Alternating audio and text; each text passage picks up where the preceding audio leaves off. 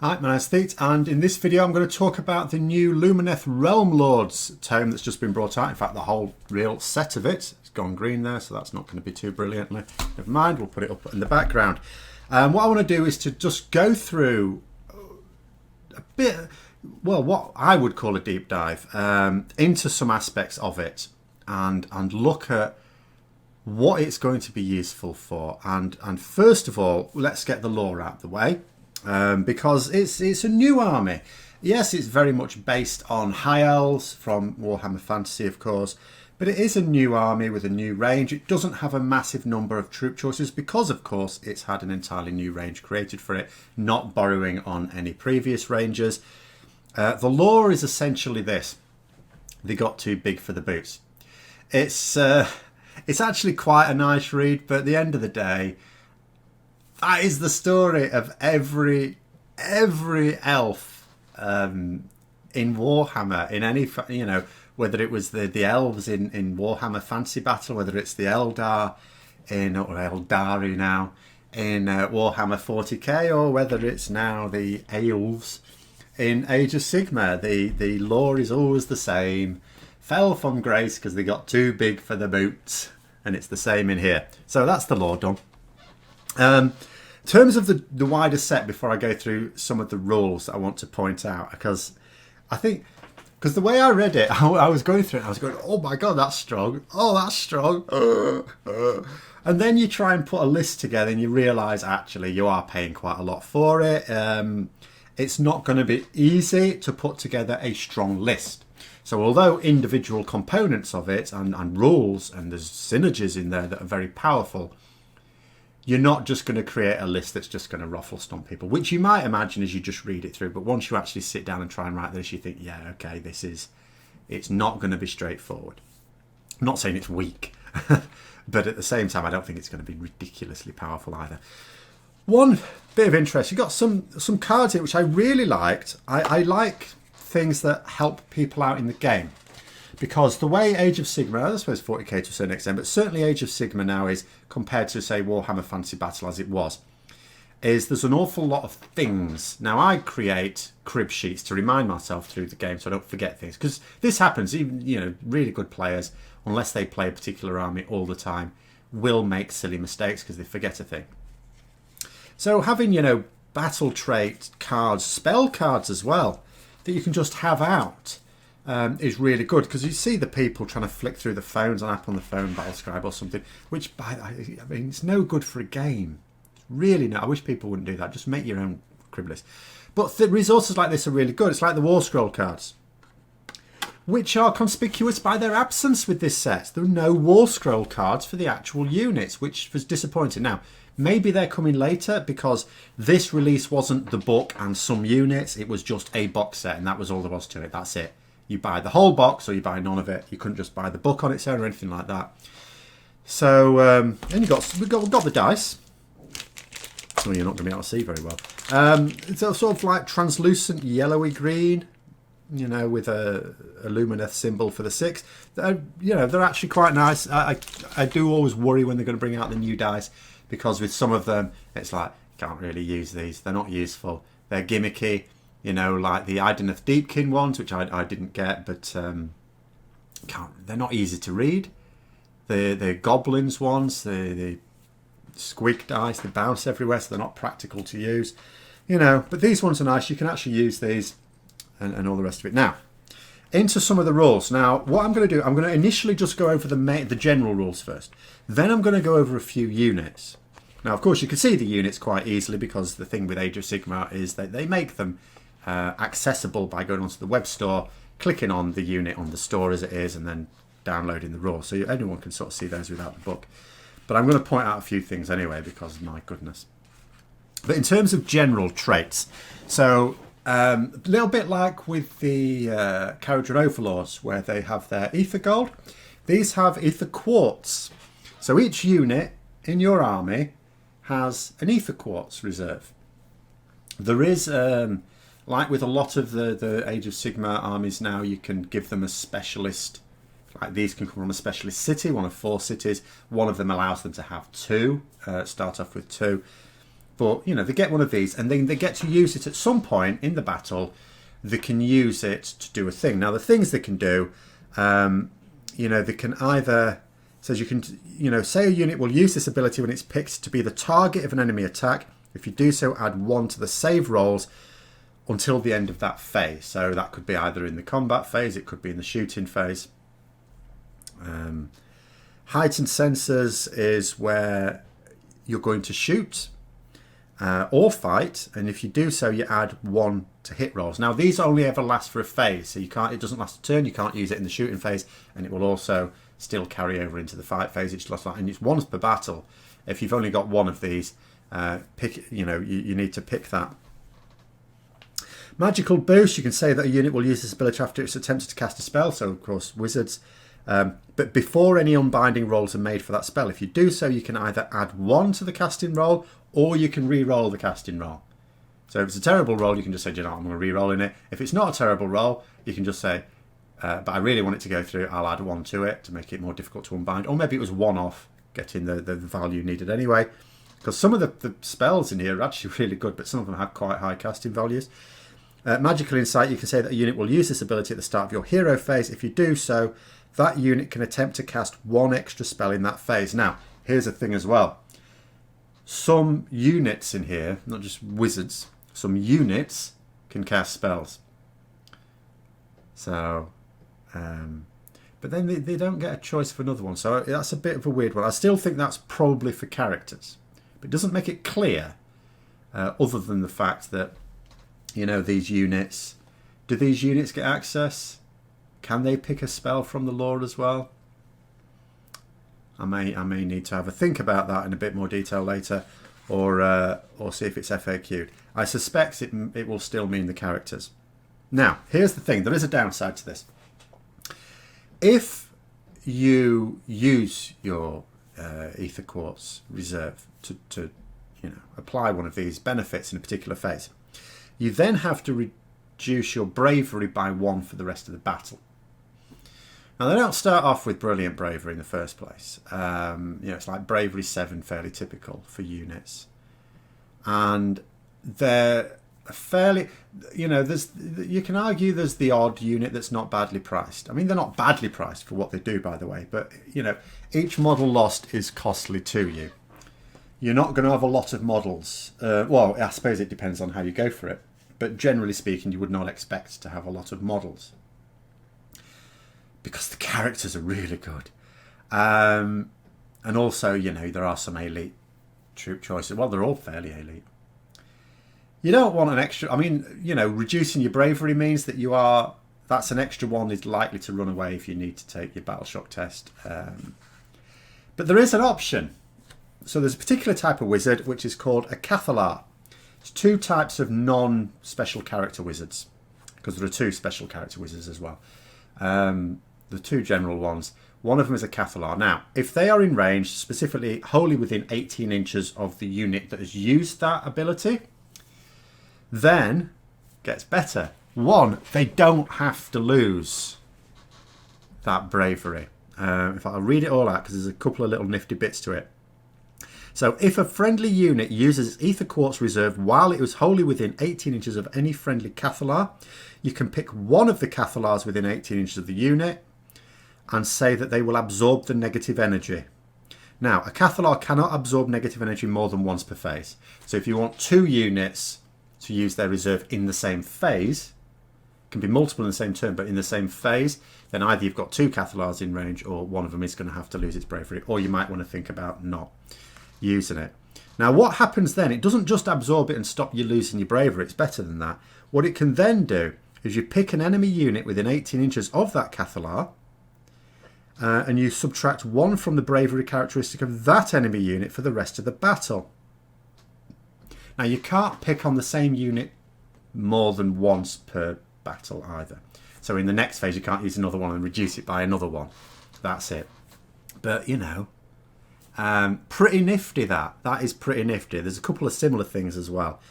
The other thing is, another overall allegiance ability. It says, during your combat phase, when it's your turn to pick a unit to fight, you can pick 2 eligible units instead of 1. If you do so, each of those units can fight one after the other in order of your choice. So when it's your turn to pick a combat, you pick 2 units. Now it does say here in the designer's notes, this ability only applies to units that fight during the combat phase, therefore it cannot be used for units that fight at the start or the end of the combat phase, or for units that fight in any phase other than the combat phase.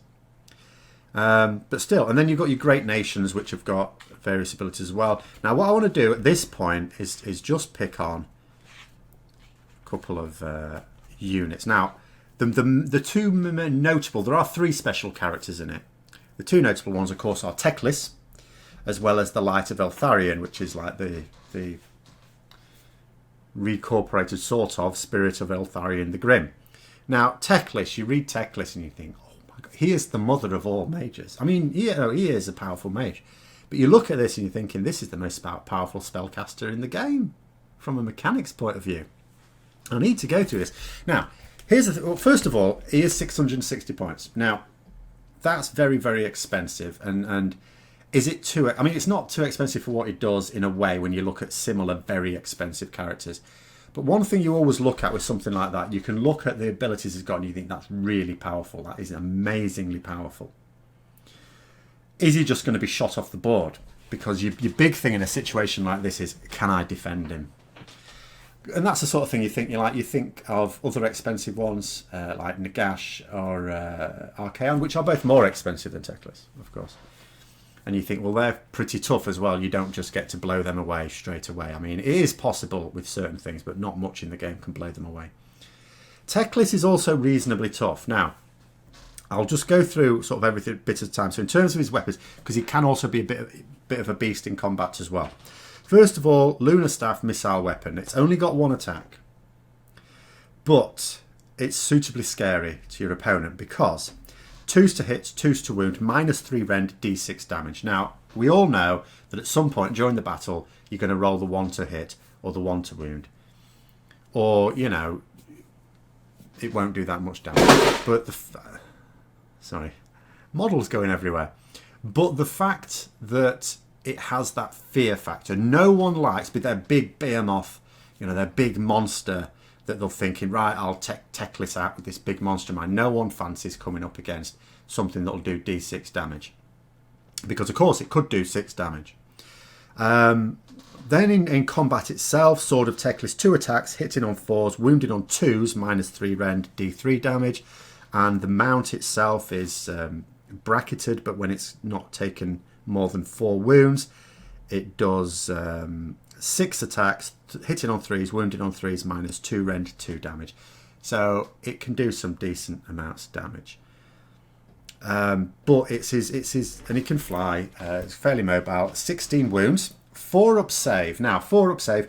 Is there a special save, you know, for wounds or mortal wounds? Not as such, but yes, there is. There is a spell. Before I go on to how he casts, which is amazing. He has 2 of the, because he can cast up to 4 spells, so he has 2 of his own unique spells. One of them is Protection of Teclis. Now, there is a similar ability called Protection of Hysh in the normal spell lore for the army, or one of them, because they've got 2 laws. And if you cast this one, you are not allowed to cast Protection of Hysh in the same phase. And that's not just for this here. It's not just that Teclis can't cast that. No one can cast that. But this is a better version of it. So what it does, Protection of Teclis has a casting value of 10. Don't worry about that. I'll come to that. If successfully cast until your next hero phase, roll a die each time you allocate a wound or mortal wound to a friendly unit wholly within 18 inches of the caster. And for this army, the way I look at it, you're probably going to want to bunch your army up anyway. On a 5+, that wound or mortal wound is negated. So you get this spell off, and you are almost always going to get this spell off. Do not worry about the casting value. And anything within 18 inches of him gets a 5 up, feel no pain, effectively, to use the 40k vernacular. So, how's he going to cast? Here's the thing. When it comes to getting Teclis to cast some spells in your hero phase, you have 3 choices. You can choose to either cast 1 spell, Or you can cast 2 spells, or you can cast 3 or 4. You would cast 4, of course. And there's always going to be... Sometimes when you have these wizards that have a lot of spells that they can cast, like Lord Croak of the Seraphim, for example, you're thinking, oh, well, in certain situations, have I even got 4 useful spells? He's always got 4 useful spells. Not only... There are 2 spell laws. Teclis knows all the spells in both of them, so that's 12 spells he's got there. He's got his 2 unique ones, 14 spells. You've got your Arcane Bolt and Mystic Shield, 16 spells. Plus, of course, make him come from the realm of wherever, and that's another 6 spells. You know, he's got over 20 spells. He's going to have 4 useful spells on any turn to cast. But there's a thing here. So, if you choose to just cast 1 spell, there's 1 spell you must get off under all circumstances, and you've got a very anti-magic army, or whatever, for whatever reason, you can just choose that it's cast. It's just cast. And your opponent cannot even attempt to unbind it, and they can't use any... like relic jiggery pokery to stop it either. Tzeentch can't try and nick it. Nothing. It's just cast. Your opponent can do nothing. Or you can choose 2 spells to cast, in which case they're both... You don't roll for Teclis ever. They're both cast with 12. You know, a casting roll of 12. But your opponent can choose to try and unbind it. Now, obviously, your opponent can only unbind it if either they have plus something to their unbinding, which some do, and even then it's unlikely, but they can have a try. Or if they've got some relic that allows them to roll on a particular thing, it's unbound. Or he can choose to cast 3 or 4 spells, as I say it would always before, in which case they're automatically cast on a 10. Why I say don't worry about the fact that his personal spells have a casting value of 10. Doesn't matter, he doesn't roll for them. It's not just that he gets plus to casting, he doesn't roll, he just says, if he wants to cast 4 spells, he just says, right, I'm going to cast this spell, it's cast on a 10. Do you want to unbind it? All right, you give it a go. All there is to it. That's not where the end of his Archmagery ends. Because he also gets to add 1 to casting, dispelling and unbinding rolls for any friendly Lumineth Realm-Lord within range of this particular aura, which begins with 16 inches. Again, it degrades with damage. Begins with 16 inches. So again, keeping things bunched up. That means your other wizards are going to get +1 to cast, +1 to... Well, he does sort of have to roll for dispelling as well. I'll come to that. So, the other thing is, for dispelling, once per turn, he can just automatically unbind a spell. You know. I'm just going to find something as well, because he's got a few other things as well, which I shall go through. So, in your hero phase, in addition to casting 1, 2 or up to 4 spells, so in addition, he can automatically dispel 1 endless spell. Don't roll the 2d6. Just dispel it. It's like, I don't want that there. It's gone. In addition, in the enemy hero phase, he can automatically unbind 1 enemy spell. Don't roll. It's just like, I've cast this spell. Oh, I've cast it on a 12. I'm unbinding it. But this is Kairos the Fate Weaver. He's an awesome wizard. I'm more awesome. It's unbound. He can also then unbind further spells, and he can unbind any number of spells at all, for which, of course, he will get +1 to unbind. Same with any other wizards. So if he has a range on it. If he's in range, he can just... It doesn't matter how many spells you throw at him, he can just unbind them. He doesn't have to worry about how many unbinds he's got left. Now, he may not be in range, in which case he may be... You know, there might be another wizard that's in range of his aura, and they will get +1 to unbind as well on theirs. So, you know, he's a bit awesome. He is a bit awesome. So in terms of his spell, so just to round off the other in terms of defending as well. So another thing is Sea and Stone of Selenar, which is his mount. Each time a friendly unit within range of this model's aura, which as I say starts off as 16 inches, is affected by an enemy spell or a spell cast by an enemy wizard, you can roll a die. On a 4-up, ignore the effects of that spell or endless spell on that unit. So, first of all, you try and cast a magic missile type ability on a unit that's in range. It could be Teclis himself, it could be someone else in range. First of all, you roll a d6. On a 4-up, they just get to ignore it. Doesn't end there. There's a spiteful part to it. Because if that's successful, and you do ignore the effects of that spell or endless spell, then you pick one enemy unit within 18 inches of that unit, and that enemy unit suffers d3 mortal wounds. The other thing is, this doesn't say you have to be wholly within range of the aura either, just within range. Now imagine if you've got like one of those line type spells that goes through several of your units. So let's say it goes through 2 of your units. You roll for the first one, you get a 4 up. Right, I'll do D3 mortal wounds to you. And then it's gone through the second one, you roll a D6. Okay, averages say you'll succeed on one and not the other, but let's say you succeed on the other one as well. Oh, I'll do another D3 mortal wounds to you. It's going to make you a little bit fearful for the impact of doing some of these spells. It's going to get your opponent to have a bit of a rethink there. I mean, that is very, very strong. Incredibly so. Again, also in defense, I mean, I would sort of think what would make him really very, very effective is the Lumineth spells themselves don't have access to teleport or healing spells. Now, of course, you can get access to healing spell, at least in the realm of light. If you, I mean, they might as well come from the realm of light. They are. So then you've got a healing spell. I think I would be leaning towards that. Because again, I would worry about someone just trying to take him out. He's reasonably defensive. He's got 16 wounds. You know, he'll cast the protection of Teclis on himself. It's very unlikely to be unbound. It could be, but it's very unlikely. So most of the time you can expect to have that on there. So that's also a 5-up ignore on wounds and mortal wounds. Because his normal 4-up save isn't anything to write home about. But then just to have a healing spell as well, D3 wounds back, would be good. But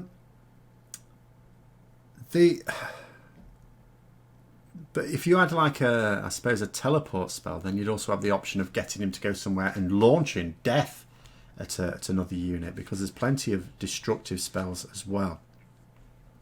And of course, they're all going to be cast. You don't have that issue of maybe you have a bad roll when you're trying to cast it. You know, if he chooses to cast 4 spells, they are all going to be cast on a 10. And then onto the next, you know, notable special character, which is the Light of Eltharion. 220 points. He's a combat hero. Very, very good. Decently defensive himself as well. Now, 7 wounds, 3-up save. That 3-up save, it's a bit like the Nighthaunt save. Can't be modified, either up or down. So if he gets a save, if it's not a mortal wound, he's going to get a 3-up save against it. Doesn't matter about rend. So you don't have to worry about that. In addition, damage is halved, I believe. If we look at this. Ignore modifiers when making save rolls for attacks that target this model. In addition, halve the damage inflicted by attacks made with missile weapons or melee weapons that target this model. So that won't include spells. So he can be a bit vulnerable to spells. But again, if you keep him in range of, if Teclis isn't there, and actually taking Teclis and Eltharion both is a bit of a stretch. I did come up with something that could take both of them, and I'll do it for a bit of fun, but I'm not sure it's sensible. It's an awful lot of points you're spending. And you do want a Cathar as well, or Cathalar, whatever it's called, the wizards that can negate the ether quartz reserves. But in terms of his abilities, so first of all, we'll just go through his weapons, then we'll go through his special abilities that make them even better. So he's got 2 weapons, Fang Sword of Eltharion, 4 attacks, hitting on 2s, wounding on 3s, -3 rend, D3 damage. Selenari Blade, 2 attacks, hitting on 2s, wounding on 3s, -1 rend, D3 damage. Now, at the start, his actual abilities. At the start of the combat phase, you can pick 1 enemy hero within 3 inches of this model. If you get him into combat with an enemy hero, if you do so, add 1 to the damage inflicted by successful attacks made with his Selenari Blade. So that, if you're going to use it against that hero, you get to add 3. You get 3 attacks instead of 2. Then his Fang Sword. Add 1 to wound rolls for attacks made with this model's Fang Sword, which was 3 to wound normally, so it'd be 2s to wound, if this model made a charge move in the same turn. In addition, if the unmodified wound roll for an attack made with the Fang Sword is 6, then it inflicts a mortal wound in addition to other damage. In defensive stuff, in your shoot... Oh, no, actually, this is an attacking one first, before we get to the defensive stuff. In your shooting phase, so it doesn't have a missile weapon as such, but he has a shooting attack, because in your shooting phase, you can pick 1 enemy unit within 18 inches of this model that is visible to them. So 18 inches, decent range. Roll a d6. On a 1, nothing. On a 2 to 4, that unit suffers D3 mortal wounds. On a 5 or 6, it suffers D6 mortal wounds. Then his spirit armor, we've gone through that already, so ignore your modifiers on your armor save. Halve the damage from shooting or close combat attacks. Supreme Swordmaster, ignore negative modifiers when hit rolls. So we can go up to a unit of, say, Plague Bearers. Go, oh, you've got Cloud of Flies. I can see through flies. I'm a ghost. So ignores the negative modifiers to hit from whatever source. In addition, if the unmodified hit roll for an attack made by this model is 6, that attack scores 2 hits on the target instead of 1. Make a wound and save roll for each. And then he also has a command ability, which you can use at the start of the Battle Shock phase. If you do so, pick one friendly model with this command ability. Until the end of that phase, all friendly Lumineth Realm-Lords units wholly within 24 inches, so it has to be wholly within, but it's a large range, are treated as having Bravery characteristic of 10. So quite useful if you're going to have a few Battle Shock tests to take and you're a bit short on command points. It's all right saying, well, I'll get this one to automatically pass. Or it might be out of range. I mean, 24-inch range on this is pretty good, but also it can work on multiple ones. So that's very, very decent. I'm not going to go through too many of the other units because you can see those yourself. Essentially what you've got unit-wise in terms of troops, you've got a unit of very fast cavalry, 14-inch move cavalry there. You've got your sentinels, which are your archers. You've got your wardens, which are your battle line, spearmen type things. All of those 3 types of units get a spell called Power of Hish, which they can cast, and any number of units can cast it. So it's not like you have to pick one unit that will cast that spell. They can all cast it each turn. Casting value of 6. If it's successfully cast until your next hero phase, the Sun Metal weapons, which is what they're armed with. Now, normally the Sun Metal weapons, what happens is if you get an unmodified hit roll of a 6, then it does a mortal wound.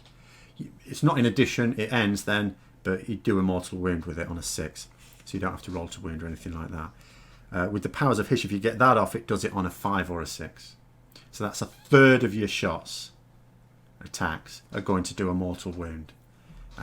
Very nice for the Sentinels. I will just point out with the Archers. I like the Archers. You look at them and you think, but you know, they've only got 1 attack each with their bows, but they've got 2 options. They can either do an aimed shot, which is 18-inch range, hitting on 3s, wounding on 4s, -1 rend. Or you can have your lofted shot. Now, your lofted shot is 30-inch range and doesn't technically need line of sight either. As long as you don't split fire, as long as you do all the shots on that thing, you can actually do it on something that's hidden. As long as you've got the champion in the unit. But that is 4s to hit, 4s to wound, no rend. And you look at that and you think, ugh. But then, you know, you get that spell off, and you know, if you've got a unit of 20 of them, you would expect a few of 3 or 4 of them to just do a mortal wound. And in fact, no, I mean, that would be just without the spell, sorry. With the spell, you might, 6 or 7 will just do a mortal wound.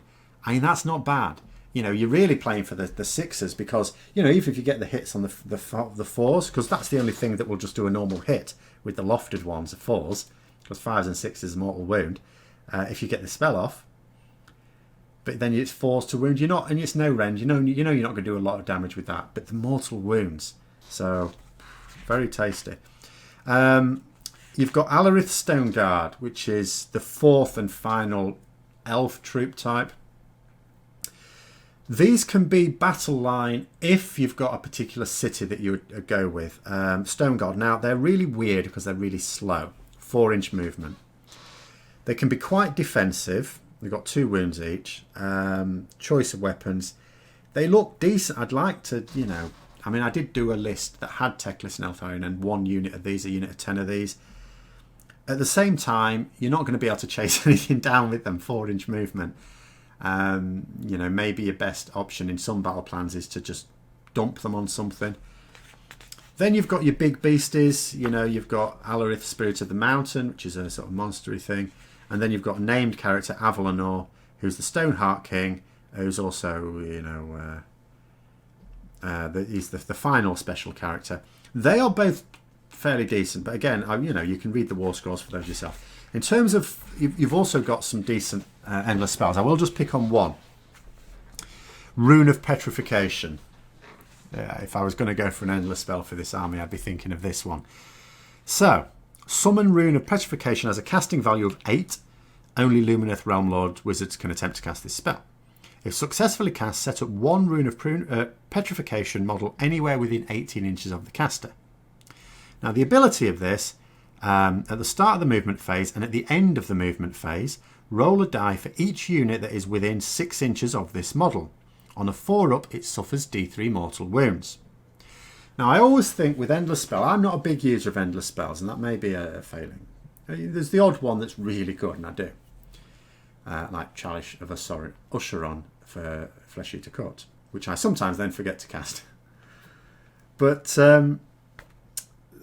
my main problem with your damaging spells, endless spells, is you think, well, you know, you can bite yourself on the arse and you're paying the points to do it. It's not always the case, and this is a classic one. It's not always the case. In addition, there's another ability here. In addition, subtract 1 from run and charge rolls for units within 6 inches of the model as well. Now, this ability has no effect on Lumineth Realm-Lord units, so it doesn't affect them. And it does say ability, because you sometimes read it, you say at the start of the move, it talks about the damaging thing in one paragraph, then in the next paragraph it talks about the run and charge, and I was thinking, does it mean that they're not affected by the run and charge, but they are by the damage? But it does say this ability, and the whole ability is turned to stone. It's not 2 separate abilities. So yeah, you can put that down with impunity. It's not going to hurt your own troops. So that's very decent. In terms of forming your army, and this is where, as I say, everything looks very powerful and looks like it works well together. But your battle line choices. So the only battle line are the Wardens under normal circumstances. Now, for every unit of Wardens that you take, now the Wardens are the spear guys. For every unit of Wardens that you take, you are allowed to take 1 unit of Sentinels, which are the archers, or 1 unit of Dawn Riders, which are the cavalry, as a battle line unit as well. But if you're thinking about a 2,000 point army, you are still talking a minimum of 2 units of the Wardens. Now, I'm not saying the Wardens are bad. They're not. But what it does mean is you're going to have to think of a shape of an army that takes or accepts as a fact that you're going to have at least 2 units of them. Don't try and come up with a shape of an army or an army that's going to have a particular focus and think, and then just try and croak and put in 2 small sized units of them, and because even that would be a waste of 240 points. You could do that, you know, and try and put them on an objective or something. I'm not saying that can't work. It may even be one idea I try, but I'd be thinking, you know, try and think of a structure of an army that just benefits, takes advantage of the fact that you've got this available to you. Now, as I say, the other one is if you choose the city of Immetrica, then you can take the Stone Guard as battle line as well. But I'm not sure that I can think. I mean, I'm sure there is a way. I just haven't thought of it yet. I've only just been reading this book since yesterday, really.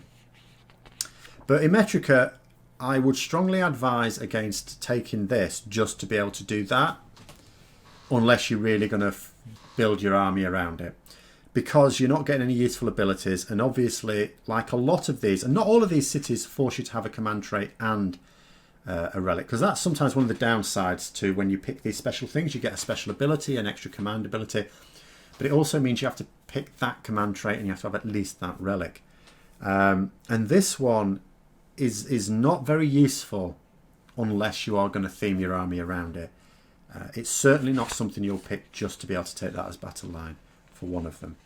So, you know, but there are some very nice features in here. I mean, just looking at the Law of Hysh, for example. So there's 2 spell laws. There's the Law of Hysh, which is what Teclis knows all of these, but he knows all of the spells. But also your Cathalar and Venari wizards, it says, know these, or know, you know, one of them. And one very interesting spell here is Speed of Hysh. Now, casting value of 5, so even a bog standard wizard has a decent chance with that. And if you cast it, you can pick 1 friendly Lumineth Realm-Lords unit wholly within 18 inches of the caster and visible to them. Double the movement characteristic of that unit. Now, if you've got a unit of Dawn Riders, which are your cavalry, and I'd better, I suppose, just go through here. So what you've got with these have lancers. Your champion also has a sword as well as a lance, not instead of. The lancers are sun metal weapons, which means that if you hit on a 6, it does a mortal wound. Don't have to bother wounding or anything like that. And also they get the Power of Hysh spell, which is casting value of 6. If they can successfully get that off, then that means on a 5 or a 6. They have 1 attack with those lancers. However, it depends what you charge, because Deathly Furrow is very interesting. So at the start of the combat phase, you can say that this unit will use its Deathly Furrow's ability. If you do so, in that phase, you can either add 1 to the attack characteristics of this unit's melee weapons, but it can only target units that have a wounds characteristic of 1 or 2, and do not have a mount, so it can't be used against cavalry. Or you can add 2 to the attack characteristics of their weapons, but only if it targets a unit with a wounds characteristic of 1 and do not have a mount. Now, if you want to run this at a block of infantry, 1 wound infantry, get it out of the way, you can be going in with 3 attacks with your lancers. And as it says melee weapons, I see no reason why that wouldn't apply to your own mount's hooves as well. So that would presumably mean your champion will have... I'm just checking that this definitely doesn't say... it says melee weapons. So your champion would have 4 attacks with the Guardian Sword, 3 attacks with the Lance. And all of your rest of your units will have 3 attacks with their Lance, and all of your mounts will have 4 attacks with their Dashing Hooves. And the Dashing Hooves are forced to hit and forced to wound, which for a mount is not bad. No rend on it. There's only a rend on the Champion Sword anyway, so there's no rend on a lot of this. But remember, it's the sheer number of attacks. Remember, well, the mount's hooves don't count for this, but all the other weapons, all those extra attacks, remember, even if you don't get your spell off, 6s to hit, mortal wound. If you do get the spell off, 5s and 6s to hit, mortal wound. You can do a lot of damage with this. They've got a 14-inch movement. If you cast Speed of Hish on them, they're going to have a 28-inch movement. 28-inch movement. And then a charge on top of that. Unless you roll a double 1 on your charge, you can charge whatever you want. Whatever you want. Within reason, obviously. You know, I'm not saying if your opponent has corralled something, you'd be able to get at that because they can't fly. But they can charge into the front of anything. It doesn't matter how defensively they're deployed back. You can get a charge off straight away. If they deploy defensively and say, right, you can have the first turn, you can go.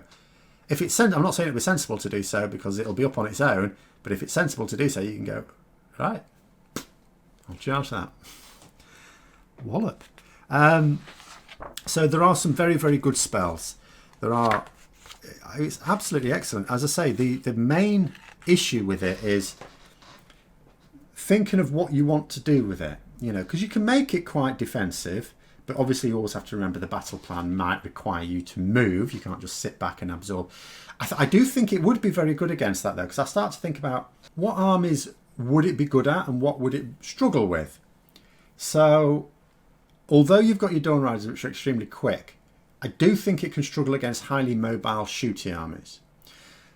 And the reason I say that is, although, you know, something like the Protection of Teclis, or even just the normal one. So if I quickly just check the normal one, it does the same job, but it's a Protection of Hish, it's shorter range.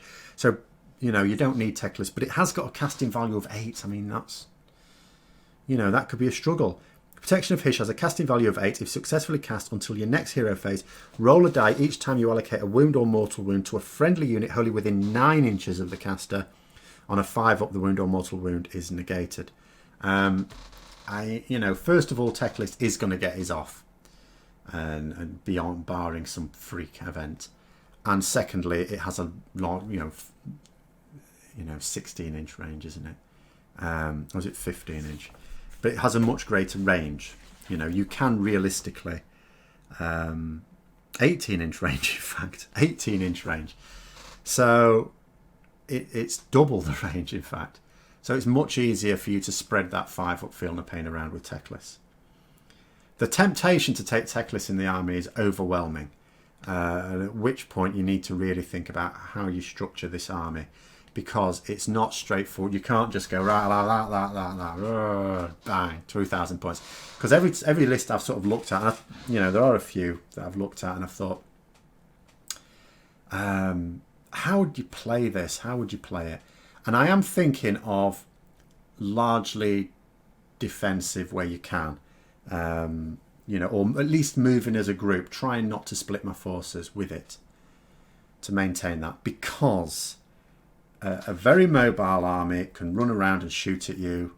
Someone I play a few games with who has Kharadron Overlords, I can absolutely see them struggling with it. I'm not saying can't beat it. I'm not saying it's a paper, rock, scissors thing, because I can certainly think of aspects of this that would, you know, help.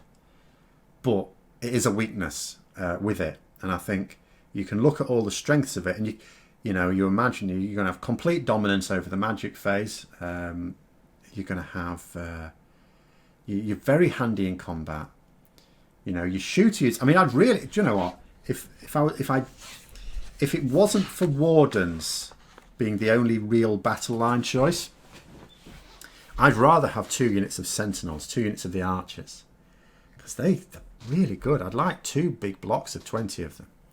The thing is, though, because you've got to have 2... Because I'm not going to go with the Immetrica city to get these Stone Guard. I can't see at the moment how I would want to build an army based around those. I can see how you could. I don't see how I would want to. I'd like the unit. But I like the unit because I'm thinking, oh, if this gets into combat. But there's the if. It's really slow.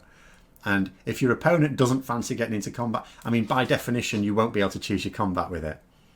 But it's, you know, it's a very, very decent list. It has some nice battalion choices as well. I will initially probably want to put so many of the shiny things into it. I don't think I'd be able to have the points for one. But if I just go through those really quickly, I mean, Alarith Temple, there's 3 main battalions apart from your overall Vanguard one. Alarith Temple. So for this one, you have to have one of the big monstery things. So either Avalanor, the Stoneheart King, or Alarith, Spirit of the Mountain.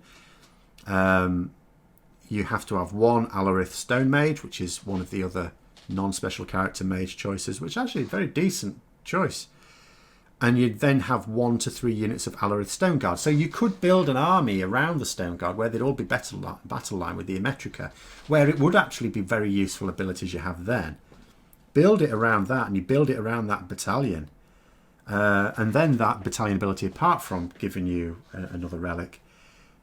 Which, again, I mean, the thing with the battalion as well, because you get another relic, you do have to make sure you are going to have 2 of those non-special character wizards, because they're the only non-special characters that there are that can have a relic. But at the start of the combat phase, any friendly Stone Guard units from the battalion that are wholly within 12 inches of a friendly hero from the same battalion can turn their skin to stone until the end of that phase. You can re-roll save rolls for attacks that target a unit that's turned its skin to stone, but models in a unit that's turned its skin to stone can only move 1 inch when they pile in. So not a major downside, I wouldn't have thought. They're quite slow anyway. But yeah, that seems very decent. There's another one that means you have a Cathalar. You have to, in the battalion, 1 Cathalar, which is the wizard that allows you to absorb the negative energy of the Ether Quartz.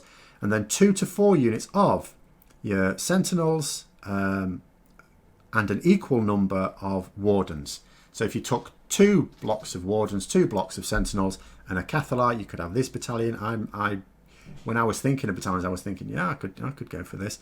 You can re-roll save rolls of 1 for attacks that target a friendly unit from this battalion, whilst it is within 3 inches of any other friendly units from the same battalion. Again, the nature of wanting to bunch them up could get me thinking, yeah, I could go with this. And then there's your Dawn Rider Lance. If you have 2 or 3 units of the Dawn Riders, which is cavalry, you can re-roll hit rolls of 1 for attacks made with melee weapons by a friendly unit from this battalion that has made a charge in the same phase. And of course, they are fast enough, even without that speed of Hish, to get a charge off. That is also very, very decent indeed. Very decent. So, you know, there's very powerful things in it, but you do pay for it. It's, again, I don't want to describe it as an elite army, because you can actually just ram it. If you decide to do without a lot of these shiny, the very expensive options like Teclis, you can ram it just full of troops, decent troops as well, you know. But I would view it as, if you want to take those very powerful things, you are going to have to consider that you don't want to give away units cheaply. And as a result, I think it could be a bit advanced in that it's not going to be that forgiving if you make a horrendous mistake. And apart from anything else, like, a lot of the army is not fast moving. You have that 1 unit of cavalry. Teclis could get about a bit, of course. But you've got that 1 unit of cavalry. Everything else has a standard 6-inch movement. Your Stone Guard, of course, have got a 4-inch movement. You know, everything else, even the big monstery things, 6-inch movement. If you get yourself out of position, you're going to have a tough time of it. So that's what I think of it.